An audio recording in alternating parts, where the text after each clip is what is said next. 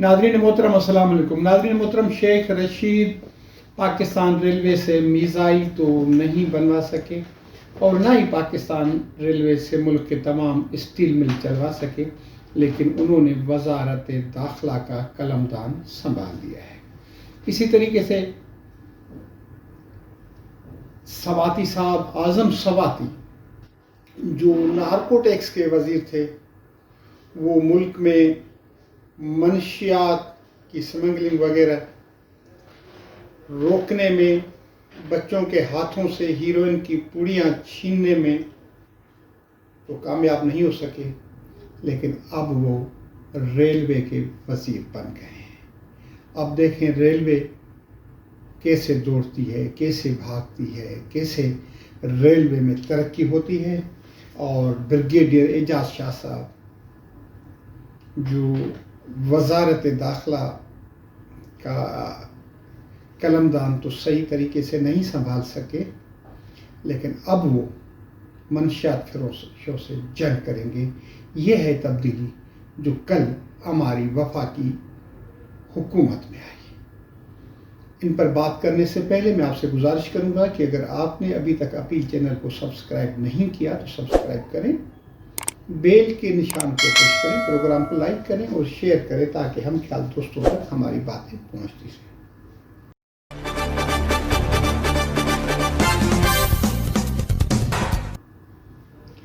جی ناظرین محترم، وزیر اعظم عمران خان نے کل جب شیخ رشید سے ریلوے کی وزارت واپس لے کر کے وزیر داخلہ بنایا تو واٹس ایپ گروپ، فیس بک، میڈیا، ٹویٹر، انسٹاگرام، ہر جگہ پہ ایک پرانی کلپ لائے لوگ، جن میں وہ شیخ رشید صاحب عمران خان صاحب کو ناکام سیاستدان قرار دے رہے ہیں، جبکہ عمران خان کہہ رہے ہیں کہ اگر آپ جیسا بندہ میرے پاس ہو تو میں اسے چپراسی بھی نہیں بناؤں۔ یہ شیخ رشید کی کامیابی ہے، شیخ صاحب کی کامیابی ہے کہ جس بندے نے انہیں کہا کہ میں آپ کو چپراسی بھی نہیں بناؤں، وہ انہیں وفاقی وزیر ریلوے بنا رہا ہے اور پھر وہاں سے لا کر کے وزارت داخلہ کا قلمدان ان کے حوالے کر رہا ہے۔ ملک کا نظم و ضبط، ملک میں امن و امان قائم کرنے کی ذمہ داری ان کے سپرد کر رہا ہے۔ یہ یقیناً شیخ رشید صاحب کی کامیابی ہے۔ اسی طریقے کے ساتھ اعجاز شاہ صاحب سے وزارت داخلہ کا قلمدان لیا گیا۔ تاثر یہ تھا کہ وہ وزارت داخلہ نہیں چلا سکے، امن و امان قائم نہیں کر سکے، اور اس قسم کی وجہ سے ان سے وزارت لی گئی ہے۔ لیکن کل وزارت داخلہ کی طرف سے یہ ایک بیان سامنے آیا ہے کہ بھائیوں کی وفات اور صحت کی ناسازی کی وجہ سے، صحت کی خرابی کی وجہ سے انہوں نے خود درخواست دی تھی کہ ان سے وزارت داخلہ کا قلمدان واپس لیا جائے۔ سمجھ میں یہ بات نہیں آتی کہ ایک آدمی جو صحت کے حساب سے اپنے آپ کو موزوں نہیں سمجھتا، تندرست نہیں سمجھتا، اور جن کو بھائیوں کے انتقال کا بھی دکھ ہے، تو وہ ایک وزارت نہیں چلا سکتا، دوسری کیسے چلائے گا؟ یہ بات سمجھنے کی ہے۔ جہاں پر ان کا سمگلروں سے بھی مقابلہ ہوگا، جہاں پر ان کو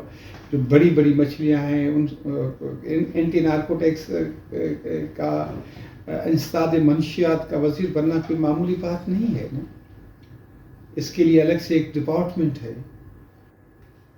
ہیروئن کے کاروبار کرنے والوں سے بھی آنکھوں میں ڈال کر کے بات کرنا ہوگی، چرس کے کاروبار کرنے والوں سے بھی، اور پھر ملک میں جس طریقے کے ساتھ سمگلنگ ہوتی ہے، یہ ساری چیزیں ایک وہ آدمی جس کی صحت درست نہیں ہے، وہ ٹھیک اپنے آپ کو نہیں سمجھ رہا، وہ کیسے آئے گا؟ یہ باتیں سمجھ میں نہیں آتی، کیونکہ ہم لوگوں میں ابھی وہ جذبہ نہیں ہے کہ اگر ہم کام نہیں کر سکتے تو کام کو دور سے دیکھتے رہیں۔ نیلسن منڈیلا جب 2 بار صدر رہے اور ان کی خواہش کی جانے لگی کہ وہ تیسری بار میں آئے، تو انہوں نے کہا میں کیسے آ سکتا ہوں، بار بار میں تو ہمیشہ زندہ نہیں رہوں گا، دوسروں کے لیے بھی میں نے جو ہے ایک جگہ بنانی ہے، جگہ پیدا کرنی ہے۔ لیکن ہمارے ہاں یہ رواج نہیں ہے۔ اسی طریقے کے ساتھ اعظم سواتی صاحب جن سے اینٹی نارکو ٹیکس ہٹانے کا مقصد یہ ہے کہ وہ ان سے سنبھل نہیں سکا تھا، ڈائریکٹ یا انڈائریکٹ یہی مقصد ہوتا ہے نا۔ ان کے حوالے ہم جو ہے وہ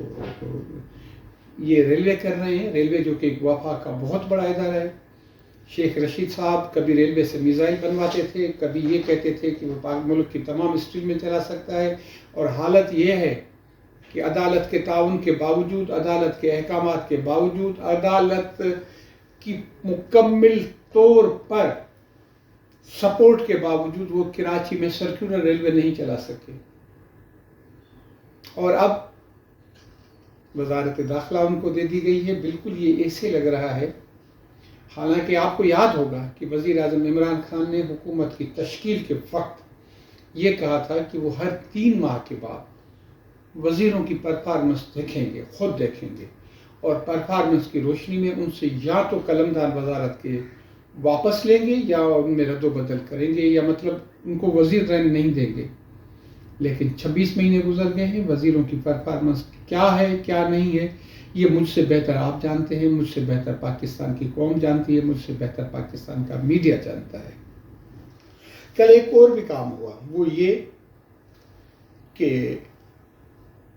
وزیر اعظم کے جو مشیر برائے خزانہ ڈاکٹر عبدالحفیظ شیخ، ان کو وفاقی وزیر بنا دیا گیا۔ وہ غیر منتخب کابینہ کے اراکین میں شامل ہو، کابینہ کے غیر منتخب رکن بن گئے ہیں۔ آئین کے آرٹیکل میں یہ بات بتائی گئی ہے کہ آرٹیکل 91 کی شق 9 میں یہ بات کہی گئی ہے کہ وزیر اعظم کے مشورے پر صدر مملکت ایسے شخص سے وزارت کا حلف لے سکتے ہیں جو نہ سینیٹر ہوں اور نہ ہی قومی اسمبلی کے رکن یعنی ایم این اے، لیکن اس کی میعاد 6 ماہ سے زیادہ نہیں ہو سکتی۔ ڈاکٹر حفیظ شیخ کو وزیر بنانے کا مقصد یہ ہو گیا ہے کہ وہ مارچ میں ہونے والے سینیٹ کے انتخابات میں وہ مسلم تحریک انصاف کی جانب سے الیکشن جیت کر کے سینیٹ کا انتخاب جیتیں گے اور پھر وہ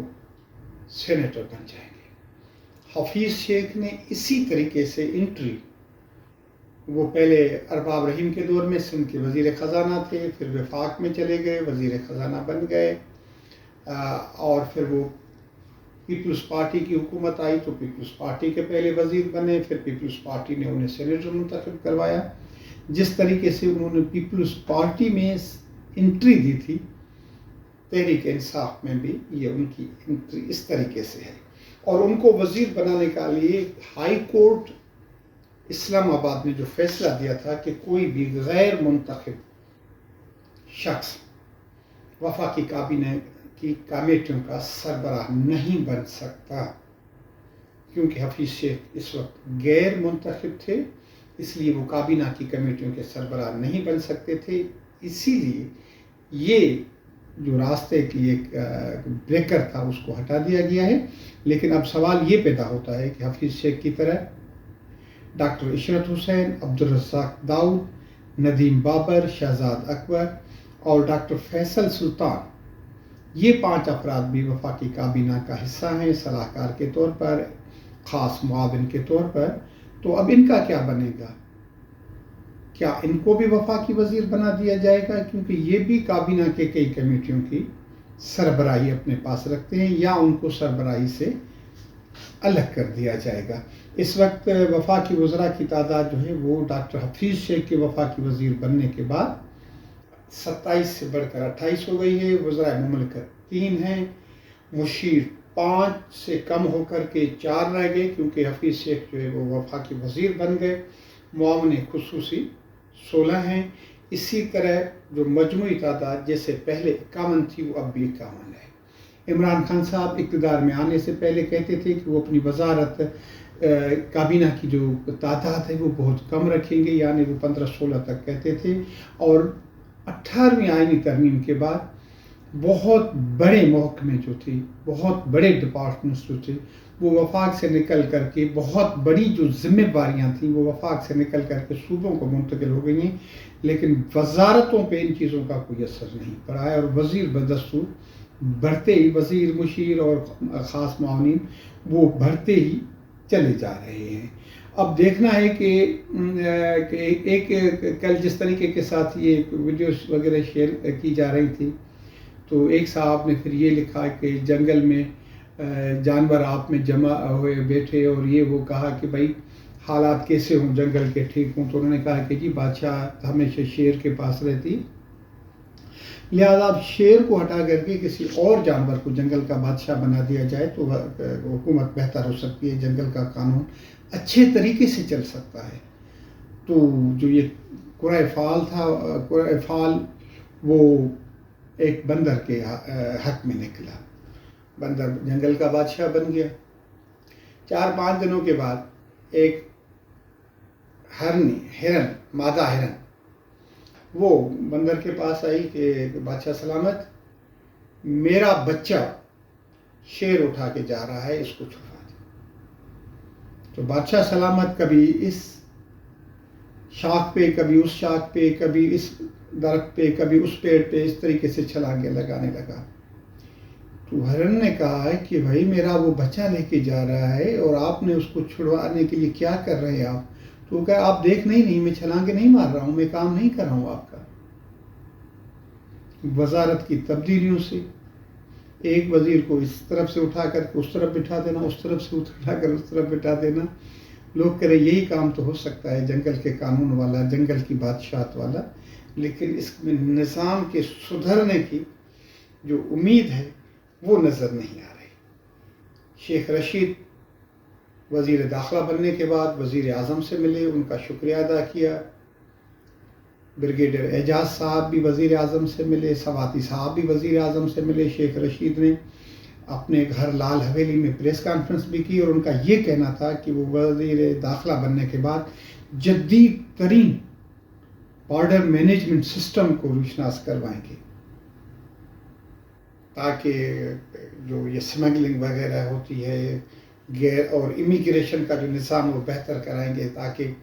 غیر قانونی طور پر لوگوں کی آمد و رفت کا سلسلہ ختم ہو جائے، اور لوٹ مار اور منی لانڈرنگ جو ہو رہی ہے ملک میں اس کو بند کروائیں گے۔ وہ کہہ رہے تھے کہ وہ اسلام کے سپاہی اور ختم نبوت کے مجاہد ہیں،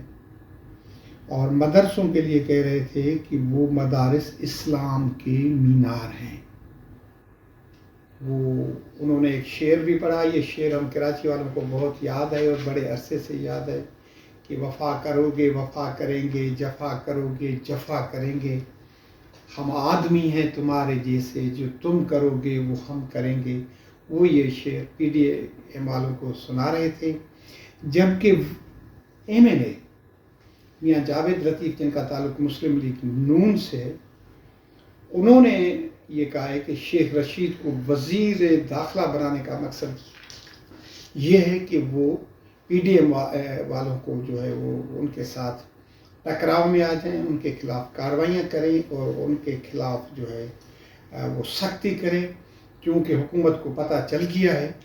کہ ملتان کے بعد اب سب سے بڑا جلسہ 13 دسمبر کو یعنی کل لاہور میں ہونے جا رہا ہے، اور انہوں نے جذبات میں آ کر یہاں تک کہہ دیا ہے، جو ایک بڑے اخبار نے، ملک کے بڑے اخبار نے یہ خبر چھاپی بھی ہے، کہ دہشت گردوں کا سب سے بڑا گروہ اس وقت حکومت میں بیٹھا ہوا ہے۔ حکومت اور حزب اقتدار دونوں کو ملک کی نزاکت کا احساس کر لینا چاہیے، اور اپنی